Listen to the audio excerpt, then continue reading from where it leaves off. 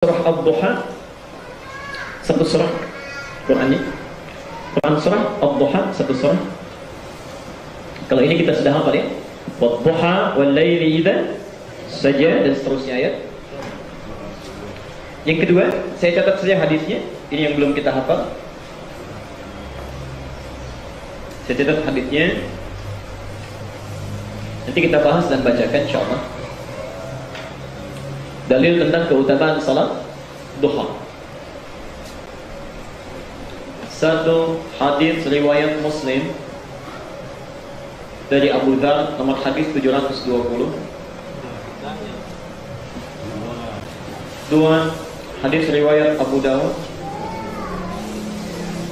nomor hadis 1289.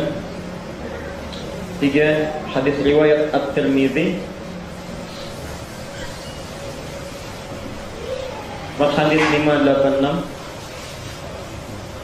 Kalau mau ambil kitabnya, Sahih At-Targhib, Sahih At-Targhib, Syekh Muhammad Nasruddin Al-Albani, juz yang pertama, halaman 164. Ya. Keutamaan salat duha ya.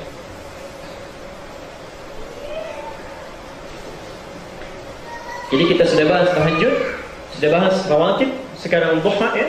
Nanti kita selesaikan isyraq dengan witir ya. Jadi pertemuan selanjutnya tinggal ke salat jenazah ya, insyaallah. Sudah? Baik. Bapak Ibu sekalian, saya mulai dari kisah Qur'annya dulu sejenak ya, lalu kita sambungkan ke dalam hadis-hadisnya. Rasulullah SAW saat turunnya wahyu ya, di awal-awal sampai mulai sering kali turun, satu ketika terputus wahyu, dalam tanda petik, maksudnya nggak turun ya, lama tidak turunnya. Karena lama tidak turun, orang-orang kafir mulai memeluk-meluk. Tuh Muhammad sudah ditinggalkan oleh Tuhannya, nggak dapat wahyu lagi katanya. Subhanallah. Sampai saking gelisahnya Nabi, kadang-kadang keluar rumah balik lagi, naik ke bukit turun lagi ya, naik ke bukit turun lagi. Sampai orang mengatakan itu Muhammad sudah gila tuh katanya, ditinggalkan Tuhannya jadi gila ya. Karena nggak jelas itu, kayak kelihatan orang nggak jelas, keluar masuk naik turun lagi ya. Kata orang-orang kafir saat itu Muhammad sudah gila, ditinggalkan oleh Tuhannya. Berlangsung cukup lama, subhanallah. Saat mulai merasakan demikian ya, perasaan sudah mulai tidak nyaman, tidak tenteram, qadarullah ya. Kemudian Allah langsung menurunkan dua surah sekaligus. Dua surah. Satu Ad-Duha ya, surah 93 itu ya. Yang kedua Al-Insyirah ya, yang Alam Nashrah Laka Sadrak ya, surah 94 ya. Diturun surah Ad-Duha.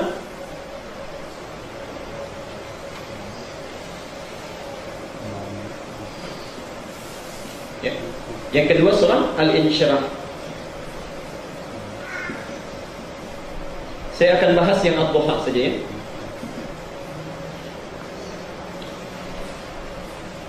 Perhatikan kalimat Qur'annya, wad-duha ya, wad-duha, demi waktu duha, wa ad-duha. Saya hapuskan atasnya. Ini poinnya. Wad-duha ya. Kalau mengartikan huruf waw, perhatikan, kalau Bapak Ibu baca Quran, di awal ayat Quran, persis di awalnya, di awal surat, di awal ayat ya. Di awal surat, awal ayat ada huruf waw. Itu wawnya disebut wawul qasam, sumpah. Al-qasam, wawil qasam, sumpah.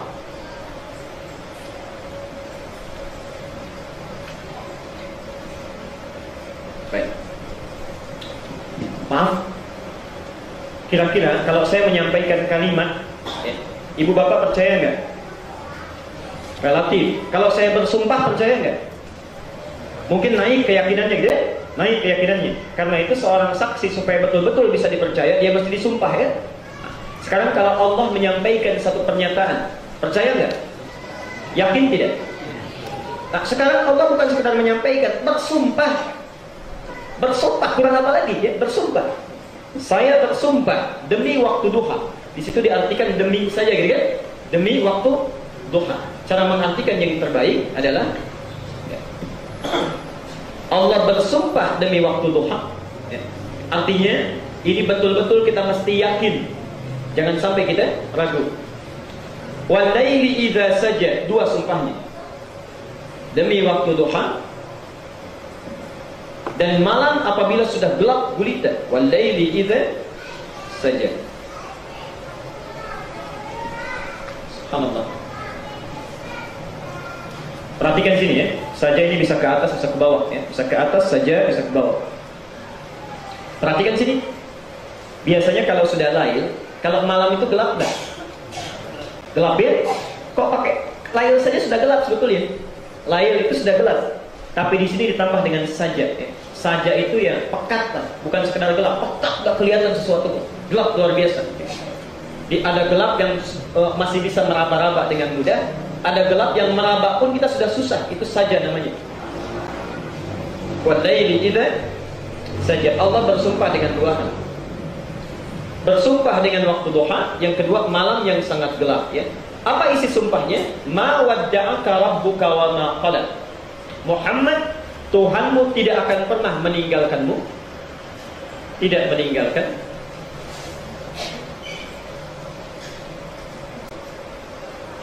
Wa ma qala, apalagi menganggap gila. Menganggap gila.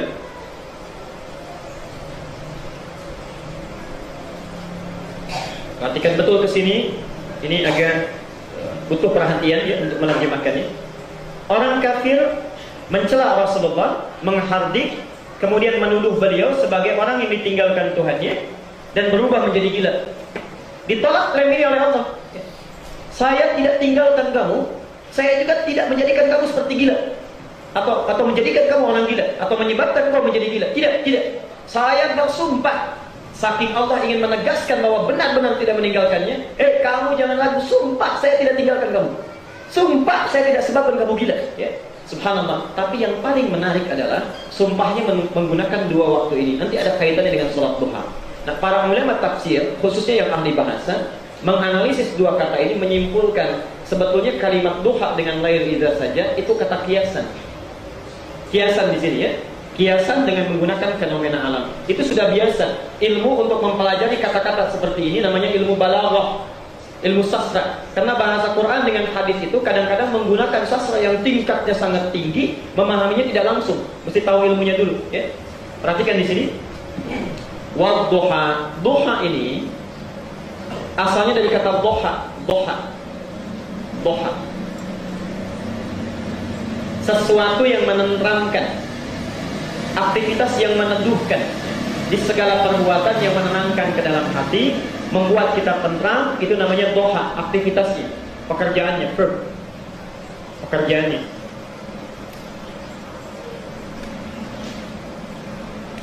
Bapak kalau lagi gajian, tenang hati. Ibu kalau dapat uang belanja, tenang hati. Itu doha itu ya, aktivitasnya, tenang, ya, tenang, membuat kita tentram, nyaman, ya. Sedang sholat, tenang, tentram, baca Quran, tenang, tentram, aktivitasnya, doha. Waktunya disebut dengan duha. Keadaan waktunya.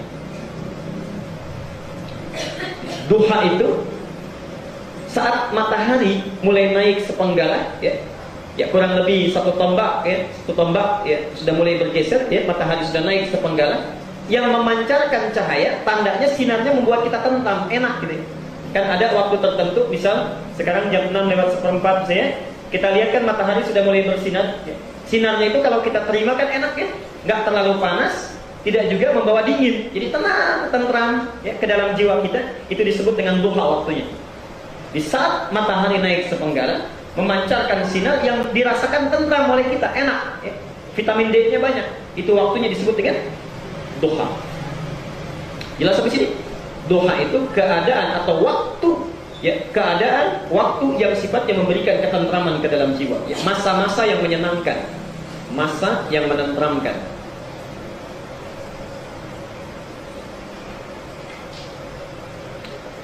Wal-laili idza saja, ini ungkapan yang sangat indah luar biasa. Lail gelap, saja gelap yang sangat pekat. Mau jalan susah, meraba-raba susah dan sebagainya. Ini ungkapan kegelapan yang sangat pekat. Seakan-akan Allah ingin menyampaikan, Muhammad, sumpah saya katakan, dalam masa-masa yang engkau merasa senang, tentram, nyaman, sedang suka, ataupun engkau sedang duka luar biasa, gelap luar biasa, saya tidak akan tinggalkan engkau. Dalam bahasa singkatnya, saya tidak akan pernah meninggalkanmu dalam suka ataupun duka. Hadir bersamamu. Jelas sampai sini? Baik. Apa buktinya? Dikuatkan oleh Allah buktinya. Perhatikan. Ma wadda'aka rabbuka wa ma qala. Kalau engkau sekarang sedang sedih, jangan khawatir. Sebetulnya saya tidak tinggalkan engkau. Saya akan sediakan lagi yang lebih baik di akhirat nanti untuk menghibur kesedihanmu sekarang. Walal akhiratu khairul laka minal ula wala sawfa yu'tika rabbuka fatarda. Bukan hanya dengan itu, dengan kesabaranmu sekarang, di akhirat saya berikan sesuatu apapun sampai engkau puas. Sampai engkau puas. Kalau engkau tidak percaya dengan itu. Nah, apa di antara buktinya? Perhatikan. Alam yajidka yatiman fa'awa. Bukankah engkau dulu yatim? Kamu tidak percaya kalau saya tidak meninggalkanmu. Dulu kamu yatim. Fa'awa, begitu lahir, kami hadirkan pamanmu, kami hadirkan kakekmu, kami hadirkan kerabatmu. Bukankah dengan itu ada perawat di sekitarmu? Saya yang hadirkan itu. Wa wajadaka dhalan fahada. Bukankah saat engkau mencari-cari, bingung kenapa umat di sekitarku kok perilakunya jelek, minum minuman keras dan sebagainya, engkau diberi taufik untuk mendapatkan wahyu di Gua Hira. Wa wajadaka 'ailan fa'aghna. Bukankah engkau saat berjuang sendirian, tidak ada penopang, dinikahkan dengan Khadijah, dicukupkan rezekimu dan sebagainya? Perlu bukti apa lagi? Jadi Allah menghibur Rasulullah, tidak mungkin Muhammad itu ditinggalkan oleh Allah dalam suka ataupun dalam dukanya. Rasul sudah tidak ada, tapi petunjuknya masih ada. Dan ini yang disampaikan oleh Nabi, ya, berpegang teguh kepada Al-Quran dan Sunnah Rasulullah SAW. Perhatikan, taraktu ma in tamassaktu lan tadillu, ya, abada kitaballahi wa sunnata rasuli. Saya sudah tinggalkan satu pusaka warisan, ya, kalau kalian berpegang teguh kepadanya, tidak akan pernah tersesat, sulit dalam menjalani kehidupan. Kitabullah, tuntunannya masih ada, ya. Yang mengalami Rasulullah asbabun nuzulnya, ya. Tapi petunjuknya berlaku umum bagi setiap manusia. Berlaku umum. Dalam kaidah asbabun nuzul disebutkan al-ibratu bi umumil lafzi. Hikmah itu hukum diambil karena keumuman bahasanya, bukan karena sebabnya yang khusus. Kecuali kalau ayat itu mengkhususkan hukumnya pada Nabi, maka tidak berlaku umum. Contoh, Nabi istrinya lebih daripada 4, ya. Itu hukum khusus bagi Nabi. Jangan kita pahami umum, ya. Oh, kalau begitu hukumnya umum dong, lafadznya saja yang khusus. Tidak begitu, ya. Itulah diantara kekeliruan orang Syiah, ya. Syiah itu subhanallah mengartikannya masna wa thulatsa wa ruba' itu An-Nisa ayat ke-3, ya. Masna wa thulatsa wa ruba'. Wahnya itu tambah. Jadi boleh menikah itu 2 tambah 3 tambah 4, jadi minimal 9. Ya. Bahkan ada Syiah gulat itu yang terlampau batas, ya. Dia mengartikan bukan tambah wa'nya, tapi wa itu bermakna dorbun, kali katanya. Kali. Diboleh 2 kali 3 6, 6 kali 4 24. Jadi boleh minimal 24 di dalam menikah. Subhanallah, ya. Rasul aja nggak nyampe segitu. Masa Anda mau kelebihan seperti itu, ya? Terlalu soleh dalam tanda petik, ya. Karena itu jadi berantakan amalannya. Di sini, jadi poin pertama, siapapun yang sedang mengalami keresahan dalam hidupnya, ya, sedang suka, kadang-kadang kita lupa, ya. Maaf, harta nggak ada, rajin ke masjid. Begitu ada harta, jadi berpulang ke masjidnya, ya. Dulu nggak ada motor, jalannya ke masjid, rajin. Sejak ada motor, jalan-jalan dulu, kan? Agak terlambat sedikit. Naik mobil, sudah mulai malas karena di masjid nggak ada tempat parkirnya, macam-macam, ya. Sudah mulai banyak ini, godaannya sudah ada. Mulai lupa. Apalagi saat susah luar biasa. Kadang-kadang kalau nggak dekat dengan Allah itu pesimis, tidak wajar, frustasi, ada yang bunuh diri. Muncul ayat, kalau kita dekat dengan Allah Subhanahu wa taala, baik dalam keadaan suka apalagi sedang duka, itu pasti dijaga oleh Allah, tidak akan ditinggalkan. Tidak akan membuat frustasi kolak sehingga menjadi seperti orang gila, ya. Bisnis sedang sukses tiba-tiba bangkrut luar biasa, wah stres. Subhanallah, dari situ tidak wajar, fisiknya berubah, gak mau makan dan sebagainya. Subhanallah, semua keadaan kita suka dan duka, kalau dekat dengan Allah pasti akan dijaga. Sedang susah, senang aja, ya. Sedang bahagia pun tenang juga. Di saat bahagia tidak terlalu larut dalam kebahagiaan sehingga lupa diri, ya. Sedang duka pun tidak akan jauh dari Allah sehingga frustasi, ya. Sehingga frustasi. Pernah dengar kisah seorang tabi'in? Seorang tabi'in yang sedang makan, saya sudah ceritakan di sini. sedang makan di salah satu gurun, ya, tiba-tiba dapat informasi anaknya meninggal ditusuk orang. Pernah lihat kisahnya? Ya. Di tabi'in sedang makan di satu tenda, seorang tabi'in, tiba-tiba tetangganya datang menyampaikan, anakmu dibunuh ditusuk orang, katanya. Indabnaka maqtulun, anakmu dibunuh ditusuk orang. Orang ini sedang makan, dia cuma diam, kemudian mengucapkan inna lillahi wa inna ilaihi raji'un. Udah itu makan lagi. Orang ini kaget, ya. Indabnaka maqtulun, anak kamu itu meninggal dibunuh orang. Dia diam lagi, dia ucapkan inna lillahi wa inna ilaihi raji'un. Makan lagi. Subhanallah. Saya ingin lukiskan dulu saja, ya. Kalau bapak ini jadi orang yang mengingatkan lihat orang seperti itu, bagaimana gambarannya tuh? Dikasih tahu anaknya meninggal, masih enak aja makan gitu, ya. Kira-kira bagaimana tuh perasaan kita? Atau kita balik tuh, kita sedang makan enak-enaknya, ya. Misalnya di Raja Sunda itu di depan lagi enak-enaknya, dikasih tahu, jangan meninggal lah, anak bapak kecelakaan. Apa yang dilakukan itu?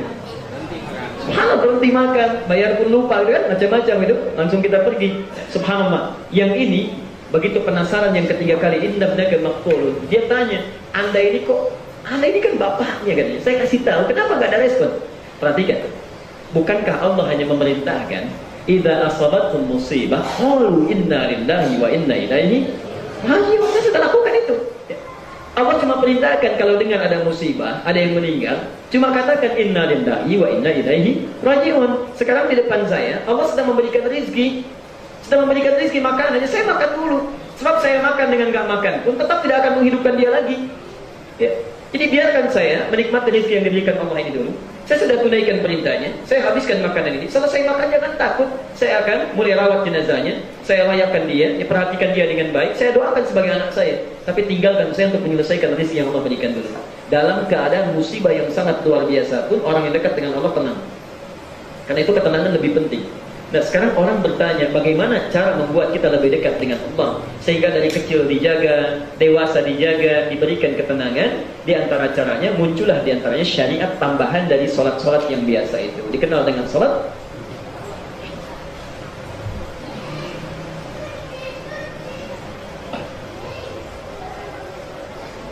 Kalau bertanya bagaimana cara mendekati Allah supaya diberikan kenikmatan tadi, ketentraman, ya, Anda bisa lakukan dengan beramal, ya.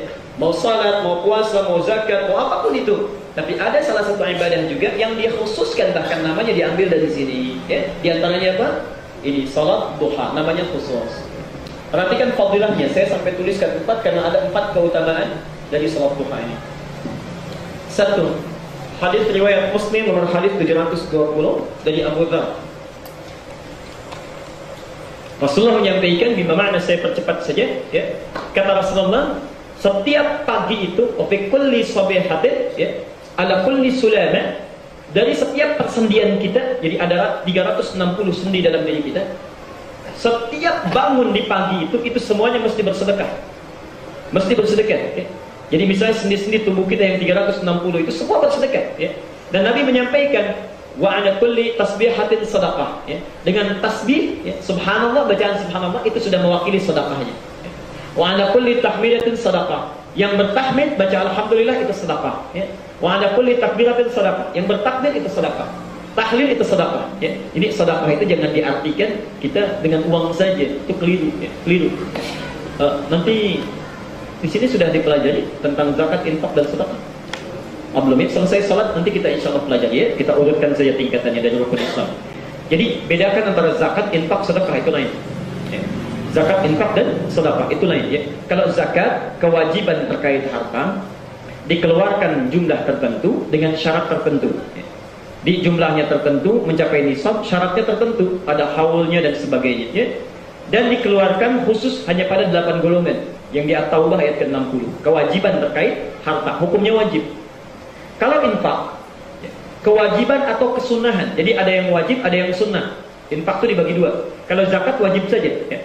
Kalau infak ada wajib, ada sunnah. Misal infak yang wajib, nafkah suami kepada istri, itu infak wajib.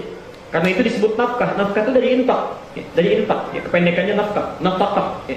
Infak suami pada istri itu wajib. Yang sunnah, misal infak anak kepada orang tua, ibu bapak, gak boleh zakat, gak boleh dizakati. Ibu itu, bapak itu diinfak, ya, infak. Jadi kewajiban atau kesunahan terkait harta benda. Jadi sifatnya mesti benda infak itu, ya, tidak boleh yang lain. mesti benda ya. Misal boleh baju ya, boleh kemudian uang, macam-macam mesti benda, materi sifatnya. Nah, tapi kalau mau infak, Al-Baqarah 215, Al-Baqarah 215 itu mesti yang paling bagus, jangan yang jelek. Jangan yang jelek ya. Wa yas'alunaka madza yunfiqun, mereka bertanya kepada Muhammad apa yang diinfakkan. Qul ma anfaqtu min khairin, katakan Muhammad pada orang yang ingin infak, yang mesti diinfakkan itu yang terbagus kualitasnya, baik. Tidak harus baru, tidak harus mewah. Misal saya punya baju nih ya, saya ingin infakkan pada orang, jangan yang jelek kita infakkan. Bahkan disindir di Al-Baqarah 267 itu ya, ada orang kata Al-Quran, wala tayammamul khabitha minhu tunfiqun walastum bi'akhidhihi illa an tughmidu fi. Jangan sekali-kali engkau infakkan harta yang sudah jelek, kamu melihatnya saja sudah nggak suka, memicingkan mata, lalu kita kasih orang, itu nggak bagus itu. Itu bukan infak namanya, bukan infak namanya. Maaf, kalau bapak ibu punya uang 100.000, 50.000 dua, kan? Yang satu sudah jelek, lecek, gak enak kita lihat ya. Yang satu lagi masih baru, bagus, diambil dari ATM ya. Ada orang lewat misalnya butuh, bu, tolong bu, pak, dikasih yang mana? Kasih yang mana? Nah, kalau mau infak kasih yang bagus. Yang jelek kasihkan sana sama swalayan ya, sama Carrefour, sama apa tuh macam-macam, kasihkan ke situ. Yang bagus-bagus berikan pada hamba yang membutuhkan. Itu infak namanya ya. Nah, yang diinfak itu prioritas 5 ya. 5 prioritasnya. 1 pada ibu bapak dulu ya, bil walidain wal aqrabin, dan kerabat terdekat. Wal yatama, orang-orang yatim, wal masakin, anak miskin, wa bis sabil. Kemudian ibnu sabil, itu di lain waktu.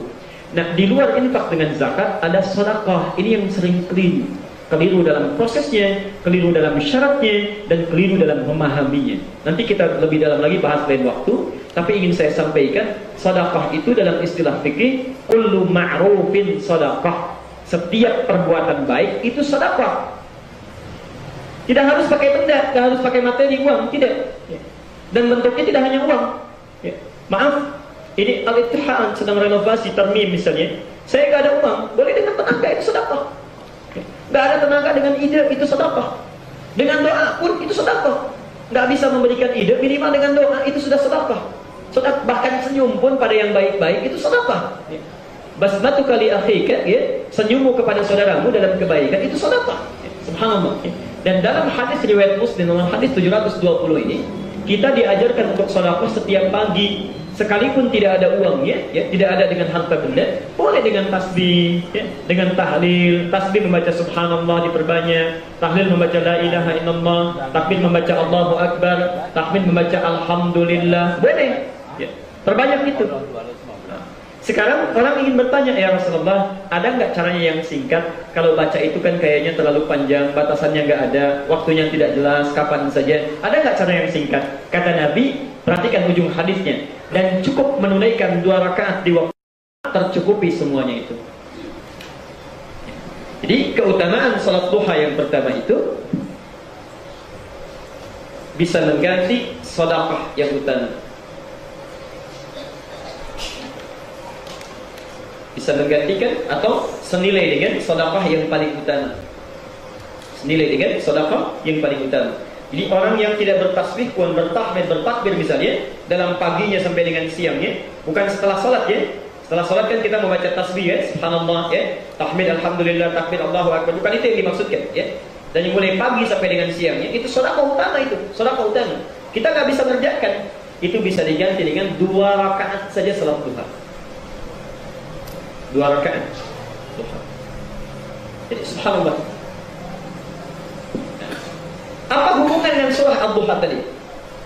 Perhatikan sini ya, subhanallah. Saya telah terangkan pertemuan yang lalu, hikmahnya zikir itu menjadikan kita ingat dengan Allah. Jadi saat antum diminta sedekah dengan bacaan-bacaan zikir tadi, sebetulnya tujuannya bukan memperbanyak bacaan, bukan. Dengan membaca itu semakin dekat kita dengan Allah. Kenapa dilakukan di waktu pagi? Yuk, saya tulis ya, tasbih bacaannya subhanallah. Tahmid bacaannya alhamdulillah. Takbir bacaannya Allahu Akbar. Tahlil bacaannya la ilaha illallah. Ingat ya, ada tahlilan, ada tahlil, itu lain ya. Yang di sini dimaksudkan tahlil. 4 ini. Saya sudah pernah terangkan di pertemuan lalu, jadi saya persingkat saja. Tasbih, kata subhanallah, itu maksudnya menepikan segala sesuatu yang dapat memalingkan kita dari ketaatan kepada Allah. Maksudnya menduakan Allah dengan aktivitas. Tasbih, subhanallah. Bisa. Maaf sebelumnya ya. Kita sedang bekerja, tiba-tiba ada panggilan Allahu Akbar, salat ya. Kita teruskan misalnya pekerjaan kita, nantilah baru adzan. Itu belum subhanallah. Orang subhanallah itu ketika dengan adzan bisa dia simpan, dia tunda. Allahu Akbar, subhanallah, tiba panggilan Allah. Subhanallah, dia simpan pekerjaannya. Pergi ke masjid, dia tunaikan salat, itu subhanallah. Ibu sedang belanja, Allahu Akbar, saya kan? Walaupun sedang nawar itu, orang yang subhanallah, Pak, maaf ya, sebentar, nanti saya balik lagi, saya sholat dulu. Itu subhanallah.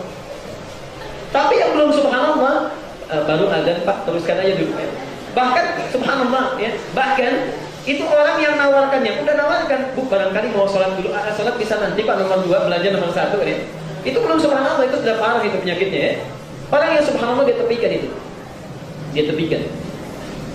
Karena dekat dengan Allah, dia selalu ingin dekat dengan Allah. Begitu ada panggilan, dia kejar. Tahmid, alhamdulillah.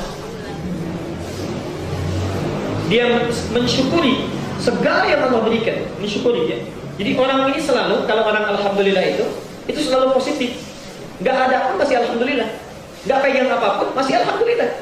Dan gak ada motif-motif lain dan kalimat yang menyertai untuk bisa menafikan makna alhamdulillahnya. Jadi saat dia tidak punya sesuatu pun, yang dilihat apa yang dia punya. Subhanallah, datang orang misalnya, datang pakai motor. Kita datang pakai sepeda misalnya. Pak, pakai sepeda Pak, alhamdulillah. Yang dia lihat bukan pikirkan gak punya motor. Dia lihat ke belakang, orang lain masih jalan, saya masih punya sepeda. Alhamdulillah. Ada orang jalan di sampingnya, Pak, jalan Pak, alhamdulillah. Dia pikirkan, saya masih jalan pakai sepatu, pakai sendal. Orang lain jalan gak pakai sendal.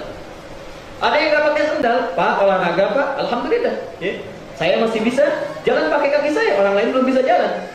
Subhanallah, begitu datang orang pakai kursi roda, ya, datang lagi, Pak, subhanallah, ada kurang sehat Pak, alhamdulillah. Dia bukan jawab tidak malu, alhamdulillah. Ya. Orang bisa, maaf, orang misalnya sakit, dia nggak punya kursi roda, saya punya kursi. Jadi semua itu terpikir al saja, dan nggak ada kalimat lain yang menyertai. Makanya alnya itu al komprehensif, istiqlal. Kalau sudah alhamdulillah jangan diikuti dengan yang lain. Ya. Pak, pakai sepeda Pak? Ya, alhamdulillah. Ya. Kalau sudah alhamdulillah jangan pakai ya. Itu artinya tambahan. Ya. Tumben jalan Pak? Ya, alhamdulillah. Itu usah pakai ya. Udah hilang itu. Hidupnya enak nih. Takbir. Jadi kalau orang sudah dekat dengan Allah, segala diberikan kenikmatan, tidak ada yang lebih agung dibandingkan Allah. Tidak ada yang lebih agung dibandingkan Allah. Karena itulah kalaupun dia meninggal sudah dekat dengan Allah, la ilaha illallahnya sudah masuk. Karena itu orang yang baca 4 ini menjadi lebih dekat dengan Allah, dijaga oleh Allah supaya dalam aktivitasnya itu selalu dekat dengan Allah. Ada yang menyimpang, luruskan lagi, subhanallah. Diberikan ketenangan, begitu dapat nikmat langsung dia syukuri, ya. Diagungkan oleh Allah, menganggap makhluk itu kecil, nggak ada apa-apanya. Diangkat jadi DKM, ya. Nanti kita lihat tuh pengurus baru, ya. Diangkat DKM, kan rumahnya rumah Allah ini. Jadi rumah Allah itu aturannya aturan Allah, bukan aturan kita. Setiap yang masuk hamba kecil, yang besar cuma Allah. Makanya ketika masuk gitu kan, subhanallah, kita mau sholat kan yang diangkat Allahu Akbar. Yang besar Allah, jadi gak ada yang lain. Maaf ya, nanti kita cek itu di sini. Misal, saf sudah penuh nih, sudah penuh ya. Di luar pintu, kedudukan masih beda. Ada Pak Wali Kota misalnya, Pak Wali Kota mau datang nih. Kedudukannya lebih besar beliau dibandingkan kita. Di luar masjid, masuk masjid sama. Jadi kalau orang Allahu Akbar itu, Pak Wali Kota ketinggalan, maaf Pak, Bapak duduk silakan di tempat Bapak datang. Begitu datang terlambat, ya di situ duduknya. Kadang-kadang mohon maaf kita lupa nih, Bapak Ibu sekalian, Pak Wali Kota sudah 5 menit lagi mau datang. Tolong saf terdepan dikosongkan dulu untuk beliau dan tamu yang menyertainya. Itu tidak tepat itu. Itu bukan Allahu Akbar. Jadi dia nggak ada yang takut dengan siapapun kecuali Allah. Tidak takut dengan siapapun kecuali Allah. Dan ciri ahli DKM itu ayatnya, tidak takut kecuali pada Allah. At-Taubah ayat 18 itu. Innama ya'muru masajidallahi man amana billahi wal yaumil akhir wa aqama shalah wa ata zakat wa lam yakhsha illallah. Fa'asa ulaika ayyakunu minal muhtadin. Dia enggak takut apapun kecuali kepada Allah. Ya. Nah, apa hubungan dengan Ad-Duha tadi, Bapak Ibu sekalian? Ini sebetulnya ini latihan untuk mendekatkan kita dengan Allah. Kalau sudah dekat dengan Allah, dijaga oleh Allah. Saat sedang suka, subhanallah, kan? Saat sedang duka pun, alhamdulillah. Ya, subhanallah, gak ada lebih besar benar kecuali Allahu Akbar. Saat meninggal sudah la ilaha illallah. Ini hikmahnya dikaitkan dengan yang tadi. Kalau nggak bisa melatih ini dalam hidup kita, maka 2 rakaat salat duha. 2 rakaat salat duha. Minta dalam sujud, minta dalam rukuknya, bacakan sunnah nabinya dalam salat duhanya, ya. Jelas sampai sini? Ini keutamaan yang pertama. Saya teruskan dulu, ada waktu masih 10 menit. Subhanallah. Keutamaan yang pertama senilai dengan sedekah yang paling utama. Yang kedua, hadisnya qudsi. Hadis qudsi bahkan, ya, hadis qudsi. Riwayat Abu Dawud nomor hadis 1289. Qala Rasulullah sallallahu alaihi wasallam, Rasulullah sallallahu alaihi wasallam bersabda, qala Allah azza wa jalla, Allah berfirman dalam salah satu hadis qudsi. Perhatikan, man shalla arba'a raka'atin, ya. Siapa yang menunaikan salat duha 4 rakaat. 4 rakaat. Dalam riwayat lain, ya ibadi, hai hambaku, la ta'jiz an 4 raka'atin fi duha. Jangan pernah engkau merasa lengah. Maksudnya jangan lengah itu jangan sekali-kali ditinggalkan, ya. Jangan sekali-kali ditinggalkan, jangan lengah kita. Walaupun lelah bisa dilakukan, lakukan, ya. 4 rakaat duha. Kalau yang tadi 2 rakaat minimal ini. Sekarang 4 rakaat duha. Siapa yang tidak lelah menunaikan 4 rakaat duha, maka Allah akan ganti mencukupkan kebutuhannya sampai di akhir siang. Dicukupkan kebutuhannya sampai di akhir siang.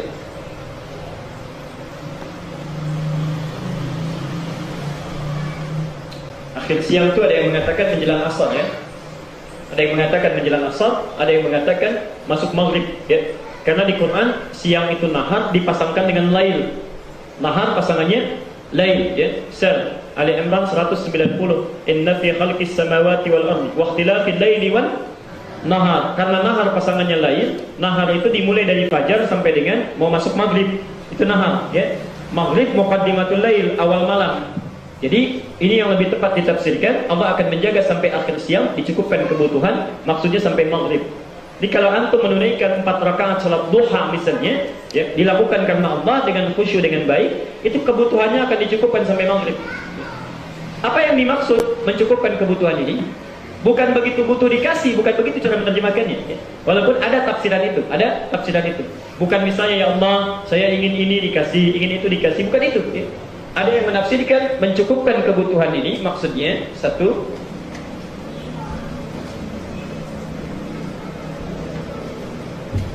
Allah menjaga, menekan nafsunya agar tidak banyak menginginkan apa yang tidak dibutuhkan.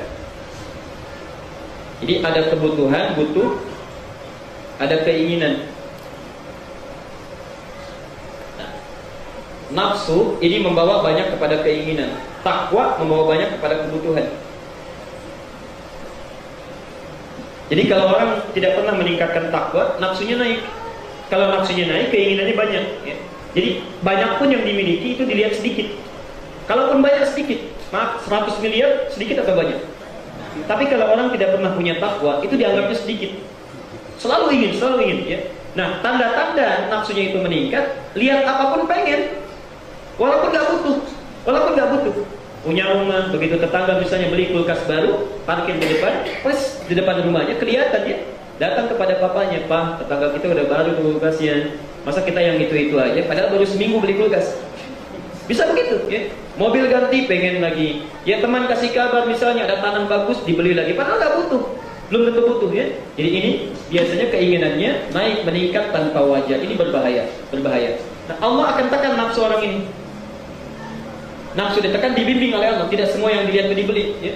Subhanallah, Pak, bapak itu sangat luar biasa menyenangkan kalau istri itu pandai salat duha, ya. Jadi kalau ke mall itu dijaga, ya. Tidak setiap yang dilihat bisa dibeli, ya. Jadi bisa ditekan itu, ya. Jadi kalau kita yang positif, maksud saya, yang positif. Jadi kalau kita tunggangi salat duha ini, nafsu itu dijaga, yang baik-baik aja, sehingga dicukupkan oleh Allah. Apa yang jadi kebutuhan diarahkan. Dia butuh salat diberikan, dia butuh makanan yang mencukupkan dia ibadah diberikan, ya. Dia butuh mushaf didorong, ya, ada dan sebagainya. Yang tidak dibutuhkan ditekan. Jelas sampai sini? Baik. Yang kedua, ada yang mengartikan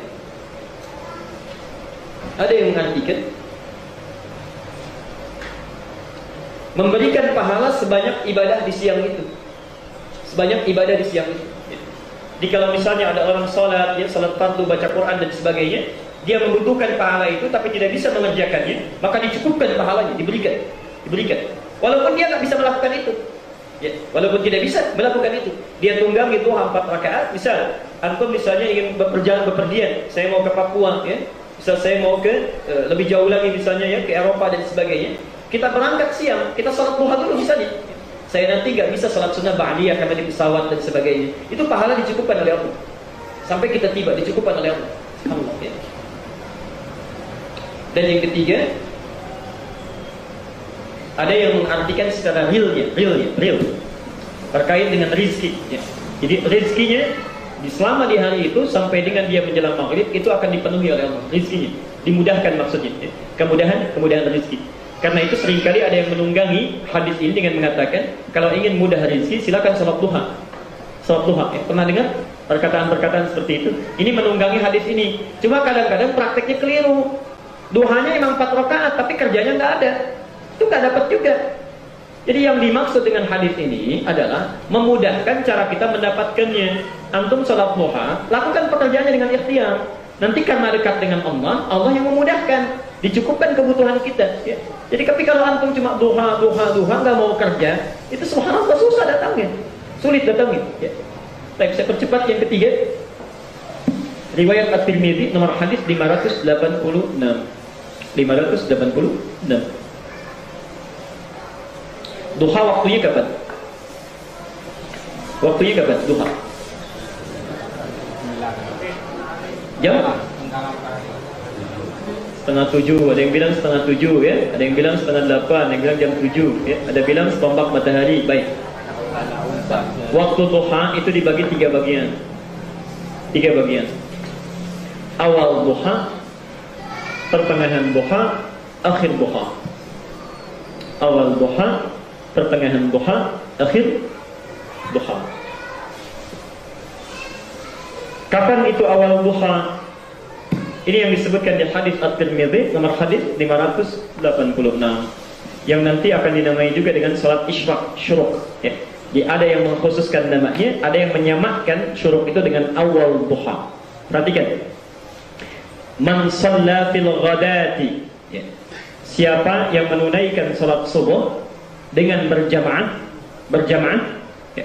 Kemudian duduk berzikir kepada Allah sampai tibanya awal duha, bahasa hadisnya ibtida'ud duha.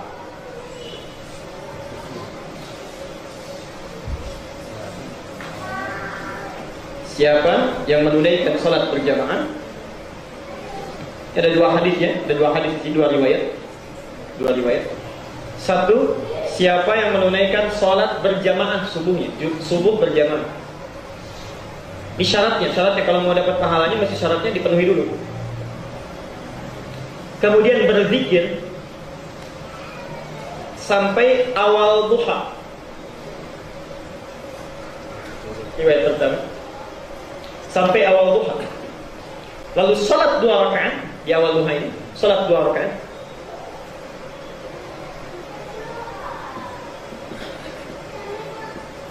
Maka dia akan mendapatkan pahala sebesar haji atau semisal umrah. Ya. Sebesar haji atau semisal umrah. Memang enggak haji ya, cuma dapat pahala sebesar itu ya. Memang tidak umrah, cuma dapat pahala sebesar itu ya. Senilai haji atau umrah ya. Dan yang paling banyak meriwayatkan ini yang redaksinya umrah. Bahkan kata Rasulullah sempurna 2 kali diulang. Sempurna. Maksudnya kalau ada yang meragukan masa sih gitu kan? Sempurna itu pasti. Benar pasti. Jadi yang ketiga keutamaannya orang yang menunaikan duha tapi di awal waktunya, bukan di pertengahan, bukan di akhir. Jadi kalau yang tadi yang 1 dengan 2 itu masih terbuka, mau di pertengahannya, mau di akhirnya masih dapat itu ya. Kalau 2 rakaat dapat yang tadi ya, subhanallah, 4 rakaat dapat yang telah disebutkan ya. Antum tunggangi 2 rakaat itu senilai dengan sedekah. Tunggangi 4 rakaat itu senilai dengan kedekatan kepada Allah sehingga dicukupkan kebutuhannya. Tapi kalau itu dilakukan 2 rakaat saja di awal duha, Tapi bukan sekedar melakukan 2 rakaat saja. Syarat pertamanya tidak mudah. Salat subuh berjamaah dulu. Dalam riwayat lain ada yang spesifik menyebutkan di masjid. Nah, ya. Di masjid, spesifik riwayat lain. Karena itu ada yang berpendapat bahwa sebagian ulama kita berpendapat itu mesti sholatnya di masjid. Mesti sholatnya di masjid, ya. Kemudian dia berzikir. Jadi saat selesai sholat itu tidak melakukan aktivitas lain, ya. Dia zikir kepada Allah, zikir, ya. Ada yang mengartikan duduk, ada yang mengartikan dia i'tikaf dan sebagainya, silakan macam-macam, ya. Kemudian dia berzikir kepada Allah Subhanahu wa taala, ya. Kalau zikir itu sambil duduk sambil berdiri. Kalau di masjid atau umumnya duduk, kan? Makanya ada yang mengartikan duduk di masjid, ya. Itu cuma terjemah saja, ya. Berzikir kepada Allah sampai datang awal duha. Lalu dia salat duha, subhanallah. Itu pahalanya seperti dapat umrah. Seperti umrah. Allah itu begitu sayang kepada kita adil. Belum punya uang, pengen senilai umrah pahala, ayo tunggangi ini. Tapi syaratnya nggak mudah. Yuk ke masjid dulu, salat jamaah subuh, salat jamaah. Ya. Ulama mengatakan riwayat yang menyebutkan ke masjid itu spesifik bagi para lelaki khususnya. Yang tidak ada masjidnya ini memberi peluang kepada para perempuan. Ya, memberi peluang kepada para perempuan karena belum tentu bisa ke masjid. Karena itu ada 2 redaksi hadisnya. Ada yang menyebutkan man shalla fil ghadati jama'atan, jamaah saja. Ada yang menambahkan fil masjid. Jadi Bapak Ibu sekalian, karena ini dilakukan di awal duha, lalu Nabi menyebutkan setelah matahari itu terbit 1 tombak setelah itu. Sekitar 12 menit 15 menit setelah terbit. 12 menit 15 menit setelah terbit. Nah, karena ini khusus sifatnya di awal waktu, matahari baru terbit, kemudian mulai lewat, ya, 12 menit 15 menit, maka dalam bahasa Arab itu disebut dengan isyraq. Isyraq, ya. Syuruk bahasa kita ini. Isyraq atau syuruk. Maka ada yang menyebutkan, ada yang mengkhususkan karena ini pahalanya khusus, waktunya khusus, ada yang memberikan istilah salat syuruk atau isyraq. Ada pendapat kedua menyebutkan ini sebetulnya salat duha juga. Cuma duhanya dilakukan di awal waktu. Jelas, ya? Salat duha juga, cuma duhanya dilakukan di awal waktu. Ini tidak masalah, ini kan perbedaan pandangan saja. Perbedaan pandangan. Jika antum yang ada ingin menyebutnya isyraq, ingin dapat pahala umrah, silakan lakukan, ya. Nanti di pertengahan duha ingin salat lagi, silakan. Ini 2 rakaat saja, nanti ingin tambah 2 rakaat lagi jadi 4 rakaat, silakan. Gak ada masalah di situ, ya. Yang keliru itu sudah nggak salat rame, gitu, ya. Itu yang keliru. Ini syaratnya mesti antum salat berjamaah dulu. Tidak mudah, makanya enak saja kalau misalnya tiba-tiba salat 2 rakaat dapat senilai umrah, ya. Ya, kalau begitu nggak usah umrah saja, ya. Jadi mesti dulu salat jamaah dulu, kemudian i'tikaf dulu, zikir dan taklim itu bagian dari zikir. Jadi beruntunglah kalau misalnya ba'da subuh ada pengajian, antum duduk dulu, ya. Setelah selesai taklimnya salat 2 rakaat itu dapat tuh, udah dapat pahala taklim, dapat pahala umrah. Ya. Udah gitu, ya. Daripada duduk sendirian dan sebagainya, ya. Ke taklim, pahala taklim ada, pahala umrah ada, banyak itu, subhanallah, banyak pahalanya. Yang terakhir, yang keempat, yang terakhir, salat duha di antara manfaatnya tadi yang pertama bisa mencukupkan keutamaan sedekah, ya. Yang kedua bisa memberikan kebutuhan kita, cukupkan kebutuhan. Yang ketiga itu bisa senilai dengan umrah bila dilakukan di awal waktu. Dan yang keempat, ini yang paling penting, salat duha itu juga disebut oleh Nabi sifat salatnya orang-orang yang tawwabin, orang yang selalu ingin bertobat kepada Allah. Tawwabin atau salatul awwabin, bisa disebut awwabin, bisa disebut tawwabin. Pernah dengar salat awwabin? Salat sunnah awwabin, ya? Sebetulnya itu ya duha juga. Saya duha juga, gitu. Di orang yang konsisten duha, Nabi langsung menyebutnya sebagai awwab, ya, awwab. Ada tawab, ada awwab, ya gak lain. Ada awwab, ada tawab. Ada tawabin, innallaha yuhibbut tawwabina wa yuhibbul mutatahhirin, ya. Baik di Al-Baqarah 223 itu kan. Atau doa setelah wudu, syahadu an la ilaha illallah, syahadu anna Muhammad Rasulullah, Allahumma ij'alni minat tawwabin, bukan awwabin, ya. Subhanallah. Tapi kalau nabi-nabi awwab, ni'mal abdu innahu awwab, ya. Awwab. Baik, perhatikan. Ini ta, ini waw. Duluan mana? maaf, ta, ini hamzah. Duluan mana dalam urutan huruf bahasa Arab? Hamzah dulu, a atau ta? Alif duluan, hamzah dulu. Alif, ba, ta. Kalau yang ini hamzah atau alif? Alif. Alif. Apa bedanya alif dengan hamzah? Beda lah, alif kan terakhir, hamzah kan terakhir. Baik. Yang ada kepalanya itu pasti hamzah. Pasti hamzah, bukan alif. Kalau nggak ada kepalanya apa? Belum tentu. Belum tentu. Bisa jadi hamzah. Hamzah. Kalau yang ini pasti hamzah. Hamzahnya qata, qat'an. Qat'an itu qata itu namanya pasti, pasti hamzah. Hamzah qata, qata itu pasti. Jadi kalau ada yang kepala begini, pasti itu hamzah. Kalau nggak dibaca a, pasti u. Kalau di bawah pasti i. Makanya bahasa Arab itu paling gampang sekali. Kalau ada hamzah begini, bawahnya ini pasti i. Qata pasti ini hamzah, pasti dibaca i. Ya? Kalau di atas pasti dibacanya, kalau nggak a pasti u. Cek. Ya, begini. Nih, ada dal, ada ya begini. Baca. Gampang ya? Nah, pasti bisa, gampang bahasa Arab itu, nggak susah. Jadi kalau ada tulisan misalnya bahasa Arab, saya bagikan, Pak, ini kitabnya saya kopikan. Nggak ada harokatnya, jangan senyum dulu. Jangan cemberut dulu, ya nggak ada harokatnya. Dilipat kertasnya, nggak pernah dilihat. Nggak begitu, ada rumusnya. Begitu ada kepalanya pasti A, kalau nggak I. Baca aja, salah belakangan. Jangan malu kalau belajar. Kalau begini, itu ada dua kemungkinan, bisa hamzah. Namanya hamzah wasal. Wasal. Yang nyambung, nggak kotak. Atau yang kedua alif. Apa bedanya alif dengan hamzah? Kalau hamzah, perhatikan. Kalau wasal, itu diantaranya adalah huruf yang biasanya terletak untuk menyambungkan. Masih bisa disambung. Bisa, ini ada alif lam gini ya. Al-ismu misalnya. Ini bukan alif tapi hamzah. Hamzah wasal. Kenapa disebut wasal? Karena kadang-kadang bisa nggak dibaca alifnya. Nggak dibaca alifnya. Kalau kita baca Quran, bisa bi'salismul fusuqu ba'dal iman.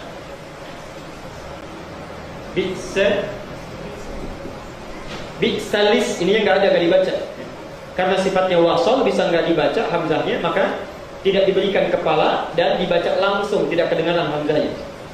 Kalau alif itu huruf yang dimasukkan pada satu kalimat untuk memperpanjang bacaan, supaya panjang bacaannya.